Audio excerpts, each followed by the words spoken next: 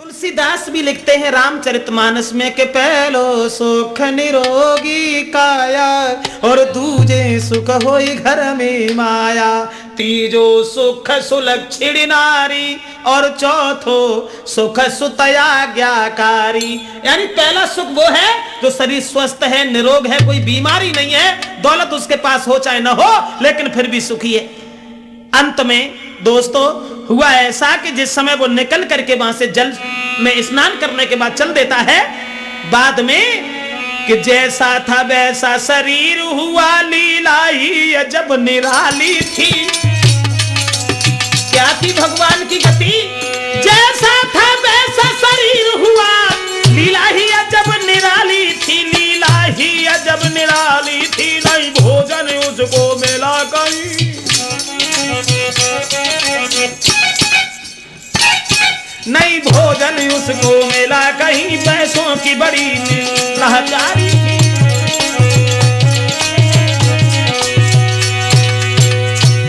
नहीं शक्ति रही बदन में कोई, आगे की सीध लगाई है, एक मंदिर में प्रसाद मिलो।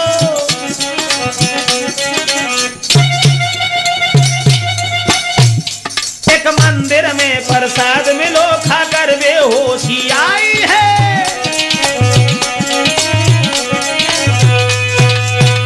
भक्तजनों जिस समय वो बेचारा जिसके पेट में कुछ भी नहीं था, भूखा प्यासा बेहोश होता हुआ गिरता उछलता हुआ आगे के लिए बढ़ जाता है, एक मंदिर में थोड़ा सा प्रसाद मिला, उस प्रसाद को खाने के बाद बेहोश हो गया और वहीं लेटा हुआ रह गया रात में। लेकिन भगवान की लीला कुछ अलग थी, कुछ अलग थी। अरे हरि गति परंपरा बाको राजा खत्म भाओ।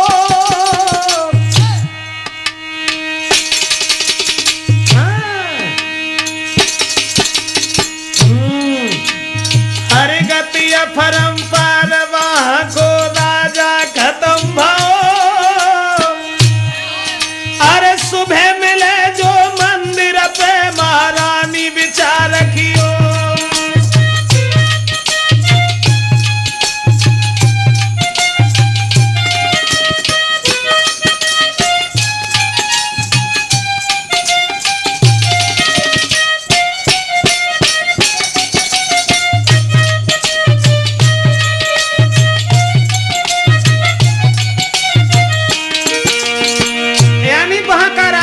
हो गया था। रानी ने यह सोचा था कि सुबह जो हमारे मंदिर पर मिल जाएगा उसी को हम अपना पति बनाएंगे, उसी को राज्य कहूंगी, सेवा करूं सदा उसकी, पति उन्हें बनाऊंगी। सुबह ही गए सिपाही, सुबह ही गए सिपाही और राम सिंह को पकड़ संग में गए बुलाई है।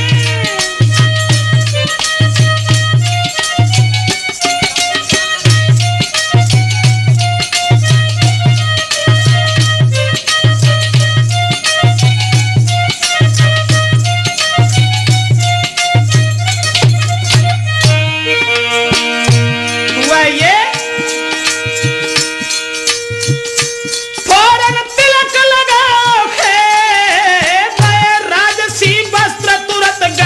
बैठायो है कि हरि की लीला है न्यारी, हाय हरि की लीला है न्यारी।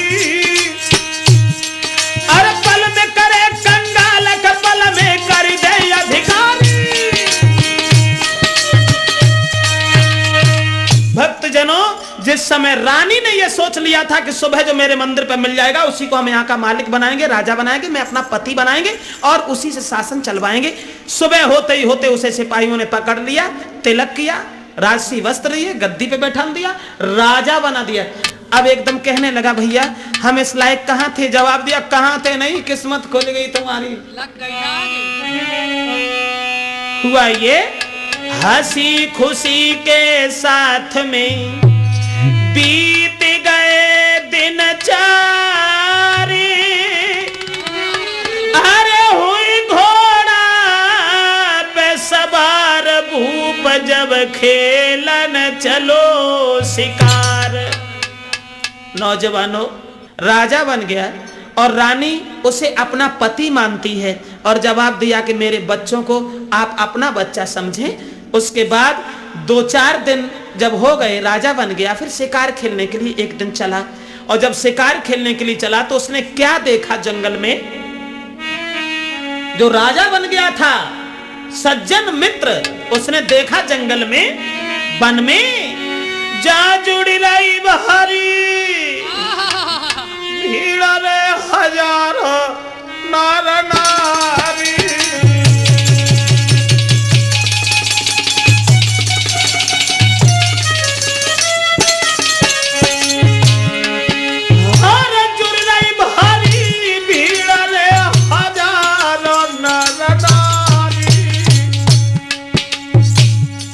शिकार खेलना तो भूल गया, उसने देखा कि जंगल में बहुत लंबी भीड़ लगी है।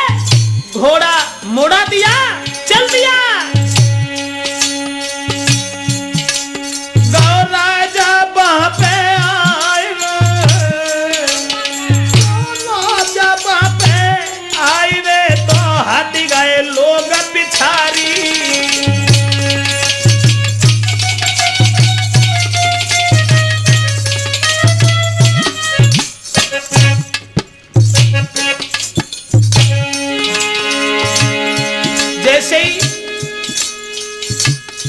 राजा घोड़ा पे सवार होकर के वहां पहुंचा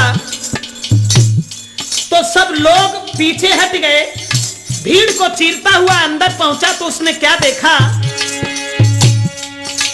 महाराज पहुंच गए बीच गोल में जाई, देखा उनके मित्र को सबई फांसी रहे लगाए।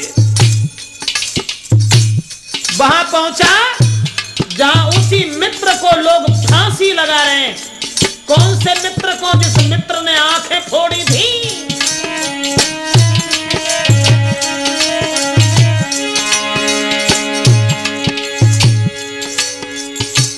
जब देखा कि उसी मित्र को फांसी लग रही है और मित्र ने देखा कि ये मेरा वही मित्र है जिसकी मैंने आंखें फोड़ दी थी, ये जिंदा होकर के राजा बन के आ गया।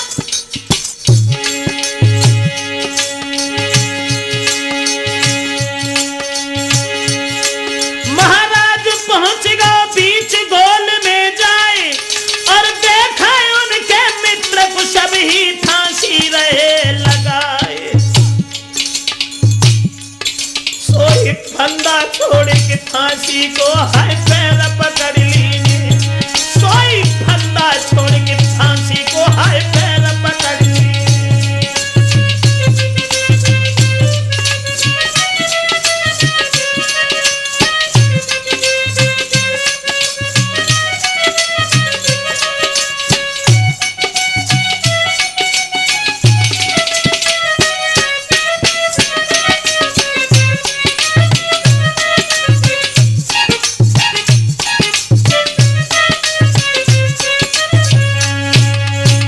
जब देखा है कि मित्र को फांसी लग रही है और वही मित्र था जिसने गद्दारी की थी, दगा किया था, और उस दगाबाज ने जब देखा कि हमारा मित्र आज राजा के रूप में है, मैं तो उसे मार के डाले आए थे, तुरंत भागा। उसने पैर पकड़ लिए, भैया मुझे बचा लीजिए, मुझे बचा लीजिए, हम तुम्हारे मित्र हैं, हम तुम्हारे मित्र हैं। एकदम राजा कहने लगा, एक बात बताओ, इन्हें फांसी क्यों लगा रहे?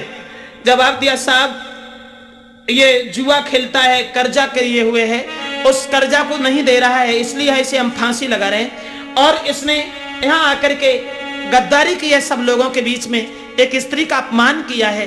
तो राजा ने जो भी कर्जा था सब चुकाया और दगाबाज के साथ में फिर भी वफादारी निभाई और उसे बचा लिया। बचाने के बाद उसे अपने साथ बुला करके जहां उसका शासन था वहीं लेकर के आ गया और अपनी पत्नी से, उस रानी से कहा कि इनकी सेवा करो, ये हमारे मित्र हैं, मित्र नहीं है। जे छोटो भ्राता हमारे और देवर लोगो तो तुम्हारे।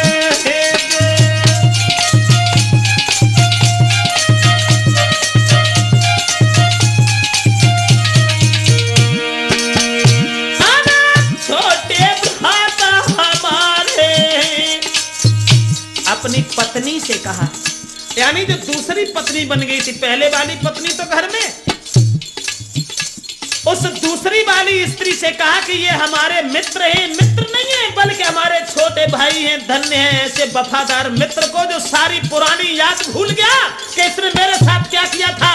उसकी जान बचाई और जान बचाने के बाद अपनी पत्नी से कहा, ये छोटे भ्रात हमारे और देवर लगन तुम्हारे।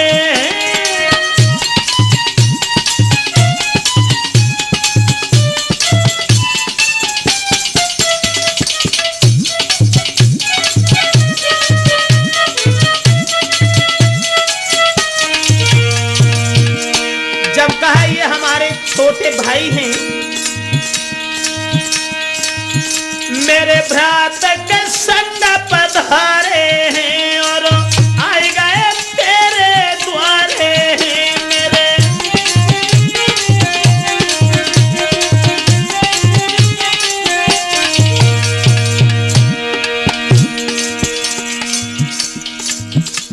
दोस्तों, जब ये कहा कि ये हमारे छोटे भाई हैं, इनकी सेवा करो और इन्हें भोजन करवाओ, रानी बहुत खुश। चलो हमारे पति के छोटे भाई आए हैं, खूब सेवा की।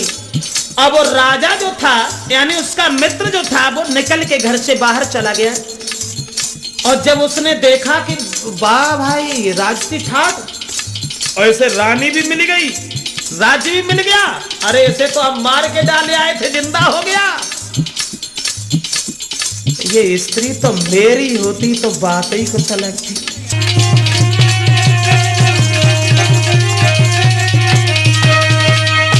दोस्तों, वो नीच अपनी हरकत से बाज नहीं आया, अपनी नीचता से बाज नहीं आया। नतीजा यह हुआ कि जब राजा छोड़ के चला गया कि इनकी खूब सेवा करो, मेरे मित्र हैं, मित्र नहीं मेरे भाई हैं। लेकिन वो कहने लगा, तुम्हें नहीं मालूम, जिसे तुम अपना सर्वस्व न्यौछावर कर चुकी हो, जिसे तुम अपना पति मान चुकी हो, इसके बारे में मुझे पूछो, क्योंकि ये मेरा मित्र है और मेरी कुछ मजबूरी थी जब मैंने इसे अपना मित्र बनाया था, इसके बारे में मुझे मालूम है। मैं तुम्हें बता रहे हैं, ये बहुत नीच है। जे मेहतर मेरे गांव को तुम जा से बढ़ के नीच, और दीन धर्म दोनों गए, तुम गिर गई आंखें मीच। और वो बोला, तुम रहती जिसके संग में, पर मेरो बड़ो परिवार, जे मित्र हमारो है, मगर आदत को बड़ो गमार। अगर तुम मेरे साथ होती तो बात ही अलग थी, हम तुम्हारी सेवा करते, तुमसे सेवा थोड़ी नहीं करवाते। ये जो है मेरा मित्र है, जिसे तुम अपना पति मान बैठी हो, ये बहुत नीच, बहुत गलत है। तुम्हें नहीं मालूम इसके बारे में। जाने मार के अपनी नारी रे के दाई खुआ में डारी।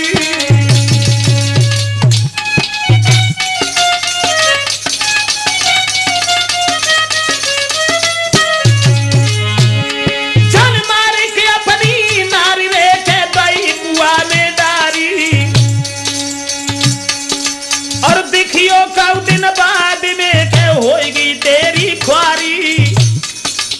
वो कहने लगा, इसने अपनी औरत को तड़पा तड़पा करके मार दिया, कुआं में डाल करके मेरे साथ चला आया। मैंने इसके साथ बहुत वफादारी की, लेकिन इसकी किस्मत खुल गई जो तुम्हारा राज्य मिल गया। अब 2-4 दिन का राज्य है, उसके बाद तुम्हें भी मार देगा, शादी किसी और के साथ कर लेगा, क्योंकि नीच है।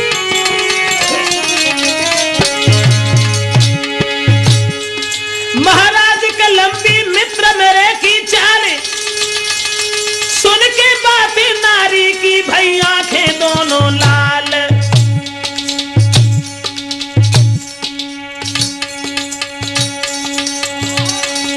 कर ले भजन भगवान का नुकसान नहीं होगा, कर ले भजन भगवान का नुकसान नहीं होगा, चाहर से मुलाकात वो हैरान नहीं होगा, भजन भगवान का नुकसान नहीं होगा।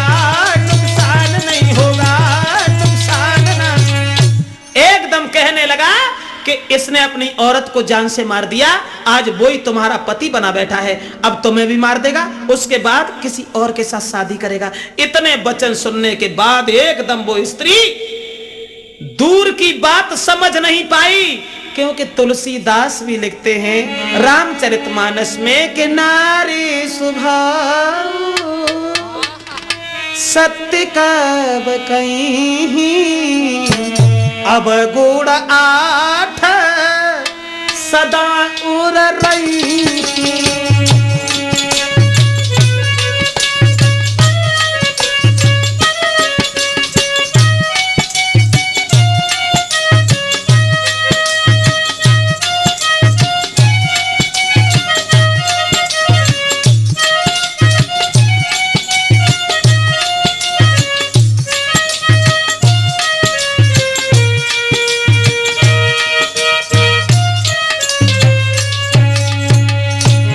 यानी स्त्री कितनी भी सुशील सज्जन हो, लेकिन गोस्वामी तुलसीदास लिखते हैं रामचरितमानस में कि अब गुण आठ सदा उर रही। स्त्री में 8 अवगुण हमेशा बने रहते हैं, तो वो स्त्री समझ नहीं पाई। उसके बाद उसने अपने पति को, जिसे अपना पति बना लिया था, उसे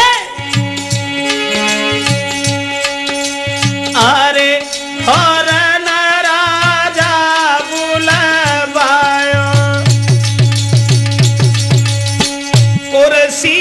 डार के पास में बिठायो और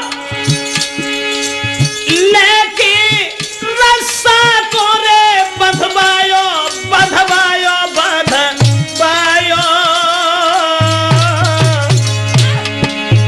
लेके तेगा वचन सुनायो।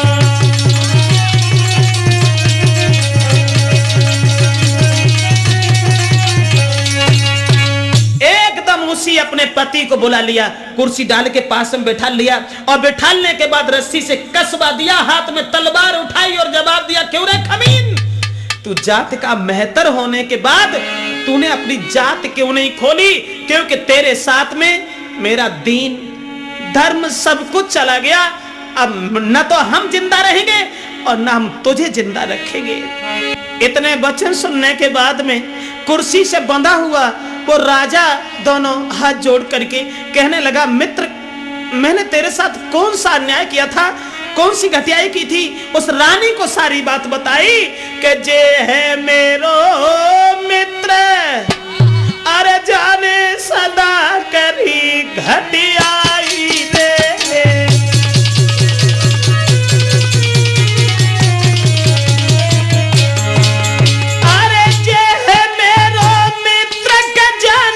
सदा करी घटियाई रे, मेरी आंखें फोड़ के मारी कटारी दो गिराई रे। जिस मित्र ने मेरे साथ फिर नीचता की है, तो मैं न जाने कैसा बहका दिया। अब सुनो, मैं अपनी जिंदगी की कहानी बता रहे हैं। बेचारा कसा हुआ रस्सी में रानी से विनती करता हुआ बोला है, पर दया भई उन्हीं सुर की जो गए कलेश मिटाई रे,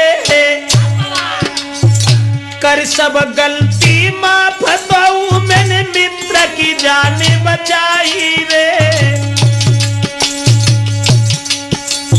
कपटी कहने लगा, तुमने, अरे हमने तुम्हें जाने कितने दाम बचाओ, तुम कह रहे कि हमारी तुमने जान बचाई। नतीजा ये हुआ दोस्तों, पूरी बात होना नहीं पाई गए, हंसा हंसिनी आई रे, लिसे भय खून से कपड़ा दीने तुरंत दिखाई रे। रानी को जब विश्वास नहीं हुआ, तब तक अकस्मात हंस हंसिनी आ गए और जो खून से लिसे हुए कपड़ा थे, जो नेत्र फोड़ दिए थे, उसके तब खून निकला था, वही खून से लिसे हुए कपड़ा हंस हंसिनी ने दिखाए कि देखो ये है। सारे जीवन की कहानी तब कहती नी तुरंत बताई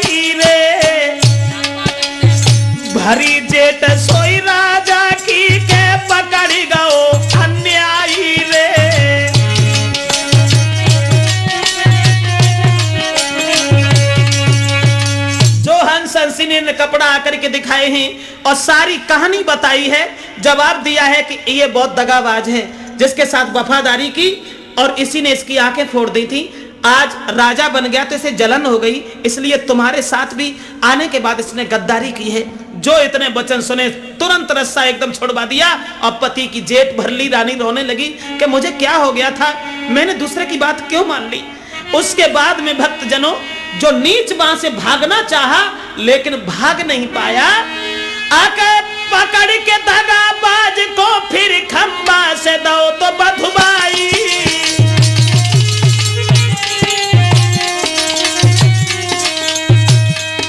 जो धोखाबाज मित्र था जिसने सारी जिंदगी धोखा दिया है, पकड़ के दगाबाज को फिर खंबा से दो बधुआई और बन गई नारी नागिन रे, ए बन गई नारी नागिन रे, जन तेगा लाओ उठाई। तेगा उठा लिया और जवाब दिया, कमीन तूने हम जैसे लोगों में अमृत में विष घोल दिया, अब मैं तुझे जिंदा नहीं छोड़ेंगे। महाराज पड़ो नहीं वफादार को चैन, मरते देख मित्र अपने को आंसू भर गए नैन। सोई पकड़ कलाई महारानी की बोली उठो बानी, सोई पकड़ कलाई महारानी की बोली उठो बानी। महारानी ने उस दगाबाज मित्र को पकड़ लिया और खंबा से बांध दिया, हाथ में तलवार उठाई कि हम तुझे जान से मार देंगे, लेकिन वफादार को चैन नहीं पड़ा। उसने जवाब दिया उस रानी से, माफ करना मेरी किस्मत में राज्य लिखा था, हम राजा हो गए, तुम मेरी पत्नी बन गई, लेकिन ये मेरा मित्र है, इसे हम अपने आंखों से मरते हुए देख नहीं सकते, आप इसे छोड़ दीजिए, इसे जाने दीजिए। चलो, क्योंकि भगवान देख रहा है मैं इसके साथ क्या कर रहा हूं और ये मेरे साथ क्या कर रहा है, क्योंकि भगवान के घर देर है अंधेर नहीं है। मेरे समझ में आया कि इंसान की बुद्धि का अब बस फेर यही है अवधेश।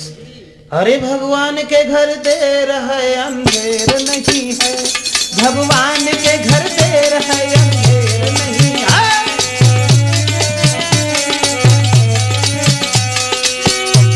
विद्वान की बुद्धि का बस फेर यही है, अरे भगवान के घर देर है अंधेर नहीं है।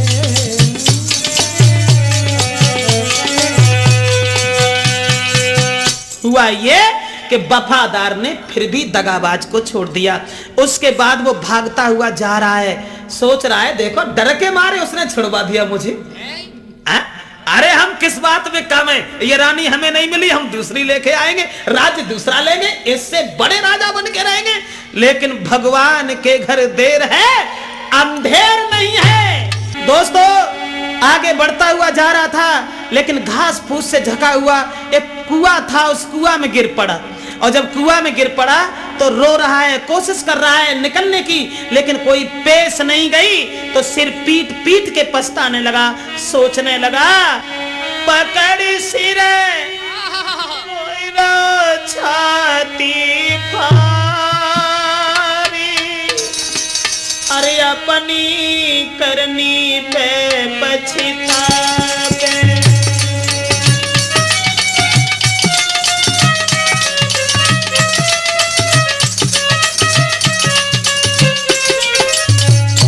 सब कोशिश नाकाम रही, ऊपर निकलने की कोशिश करता है लेकिन फिसल जाता है, गिर जाता है। सोच रहा है अब जीवन के बारे में, मैंने अपने मित्र के साथ कोई भी अच्छा काम नहीं किया, कोई भी अच्छा काम नहीं किया। हुआ ये विचार करने लगा, अपनी करनी पे खुद ही पछताने लगा। एक एक बात ध्यान में आने लगी, हर पल में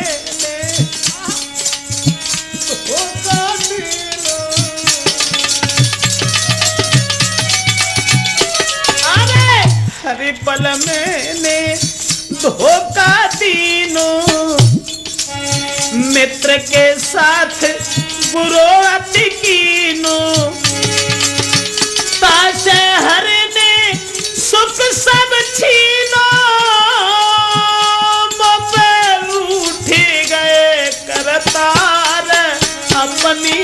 करनी पे पछतावे।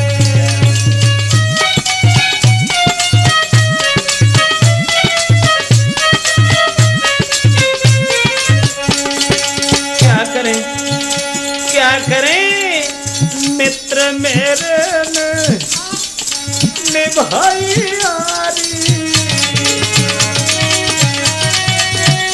अरे मित्र मेरे ने निभाई यारी, मैंने करी मित्र की ख्वारी। हाथ से जीवन लाहे बिगारी, सब छूट गो परिवार, अपनी करनी पे पछतावे।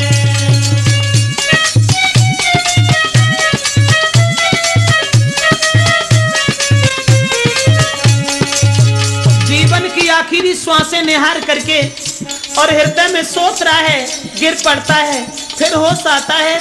हृदय में विचार किया, मोकू क्षमा करो मित्र हमारे। हाँ, मोकू क्षमा करो मित्र हमारे, कर्म से भोगे दुख करारे। टूट गए मेरे सभी सहारे, भाव जीवन बनता ढाल, अपनी करनी पे पछतावे।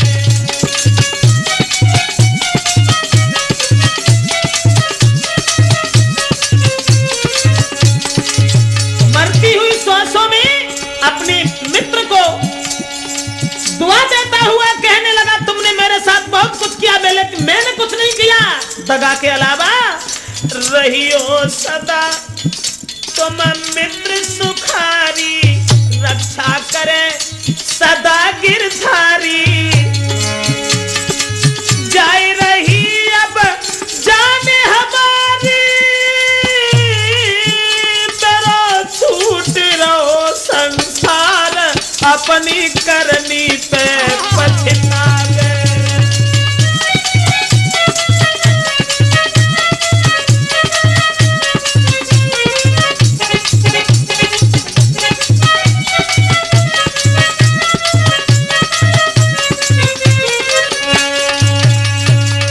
भक्तजनों, रो रो करके जिस समय तड़प तड़प करके उसकी जान निकल गई और वो भी उस कुआं में मर जाता है। उस मित्र ने तो जीवन भर वफादारी की, लेकिन भगवान की अदालत से बच नहीं पाया, क्योंकि भगवान के घर देर है लेकिन अंधेर नहीं है।